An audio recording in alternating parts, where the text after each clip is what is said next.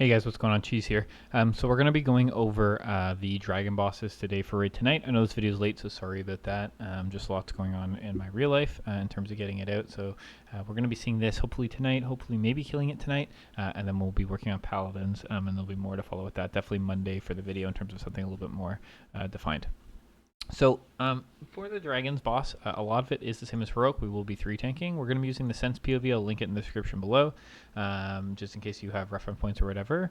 And then Boogie made this wonderful raid plan as well, which we will also be using. Key thing to make note of will be the triangle of points around the room, as this is where the glooms will be baited and how those will work, etc. And I'm just going to open our... WoW utils as well. You guys can all have access to this, I believe. You may need to request, but it's a good idea to do so in order to make sure we're getting what we need. Okay.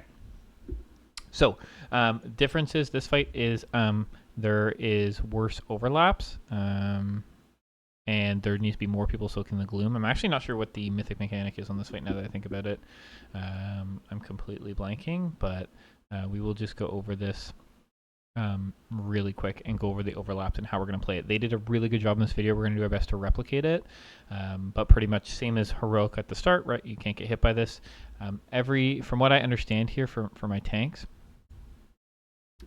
is every time they're going to do the null beam, both main tanks are taking that null beam, so we're going to try to replicate that as well. It didn't look like their third tank was taking it and their blood DK right here, but the main thing we're going to be talking about is glooms. So for each gloom set, you need 7 total people to touch the gloom in order for it to disappear. And with that, we decided to just add a few extra people in case some people can't make it. You know, Ryan's mobility is really poop. Melee, you should get it right off the start. All the melee should get it right away every time, but we don't have enough melee to do that for every set. So like Beef, Ort, and Toda, and Suffix, those would be 4 people who could get it every time for the first group.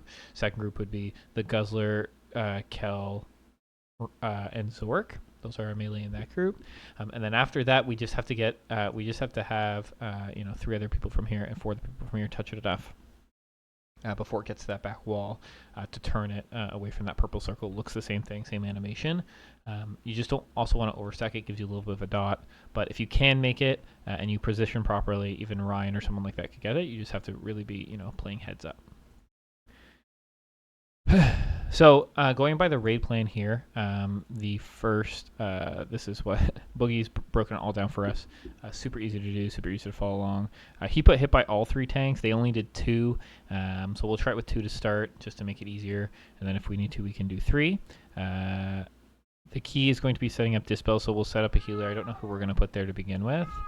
But the first gloom comes out right away, and that does go towards Star. So whichever tank is pointing the gloom is very important. You're pointing correctly at the right markers in the right locations.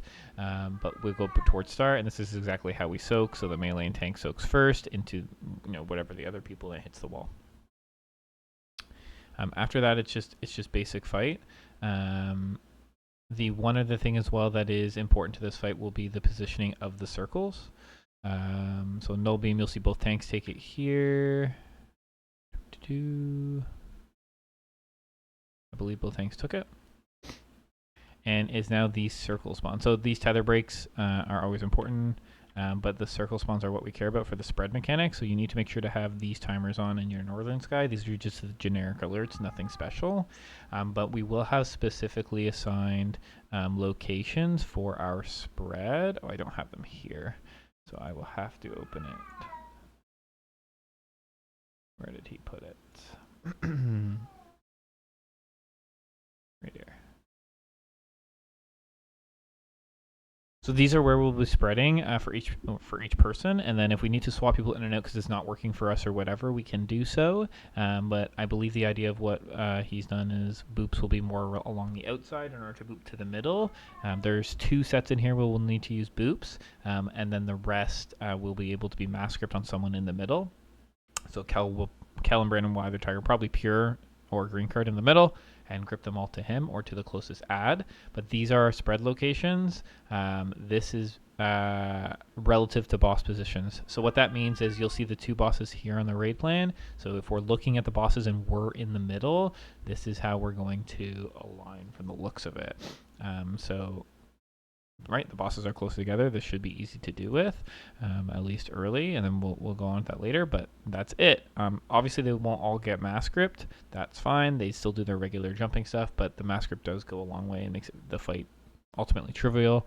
AOE is important, but you don't want to overstack it. Play whatever is best for your class. This is the second group at 1 minute, so he's going to be pointing it at the next marker here, which is condom, and then the second group will take it. So there's one soak. They will slowly dip in one at a time, and that should be fine there. So here's the mass script set with a spread. They're going to do what they just did before. Ultimately, if we don't end up looking like exactly like the picture, it's not the end of the world. You just have to make sure not to stack, and that should help us. That mass script is OP, and then we can just CC with leg sweeps and such, and then nuke them down. Tether works the same thing as Heroic. It's 10 yards when it starts, but where this becomes very important will be the intermission, and we'll see that coming up. The 2 intermissions are the hardest parts of the fight. If we can learn those, we're vibing. And there's one more gloom before intermission, which is right here, and it goes towards purple, and the first group will go again and soak this one. And then we're in intermission. So intermission 1 is we've made a little triangle of circles like so, and it's going to be very specific on where you're positioning yourself in order to do things. So the first fear breath goes in between star and condom, and fear 2 goes between purple and orange.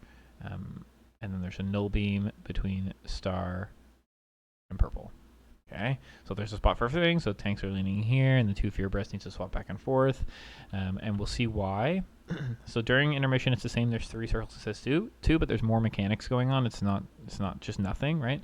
So this first fear is very important. So you should know while we are doing Warcraft Recorder, you need to be able to get out. And because people know you're not selected with this, right, then you should be probably leaning towards the other side. Here comes that null beam. We're going to see 2 tanks take it here.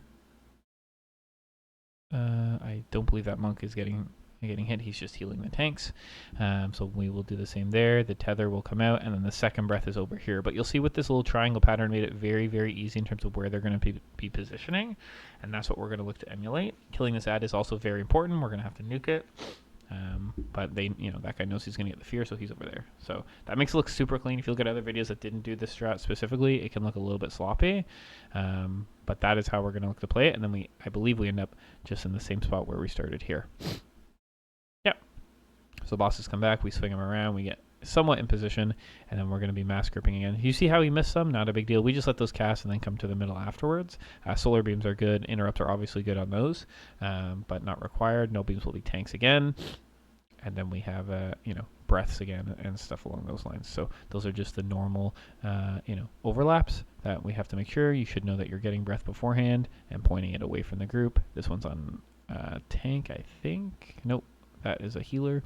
So just make sure you're getting out of the group. Okay, and then it's just rinse and repeat into second intermission. So second intermission, so the glooms reset, we do P1 again, 1 to condom to purple.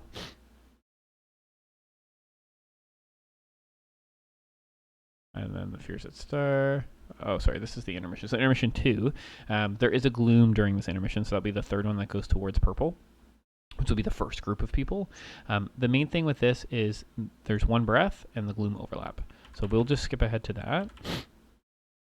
I'm not sure. Oh, there's this timer's down there. So we're in intermission again. And so there's orbs and there's gloom. So the orbs are going to spawn. You'll notice that there's no way to orientate ourselves, which is fine. Just loose spread. We should already be pretty much loose spread anyway, because of that's how we always position this fight. Just don't overlap. The mass grip, all that good stuff. So the breath. So there's the gloom bait. So that gloom bait happened. It's on our timer here in 3 seconds. So it's right after the orb spawn. So you're going to have to drop your orb, AoE these down, and also the first group's going to have to make sure they get to that first soak, which on the replan is here, right? So, and then at the same time, there's this fear cast. So the fear cast is this guy's going to line up with purple, the tank, perfect. And then the fear cast is coming. You know if you're being picked by fear. If you're being picked by fear, you're going the other way. You can't You have to make sure you're not picked by peer before you go and take this gloom. You can take the gloom if you have the circle. Boom. The overlap isn't too bad. Tettle's got it there. And that's it. If we do that, it's just heroic, and the fight is pretty simple. So this is our goal. Ray plan stuff is below. Please make sure you go through them and go over everything. There's another, gloom here that will be shot in the middle, and then another gloom at the start here with timers and such. We have double grips, so we only need boops on 2 sets. Those will be listed in the notes for us, and we'll go from there. Okay? If you have any questions, ask on the channel. I'm more than happy to answer, and we'll go from there. See you guys tonight.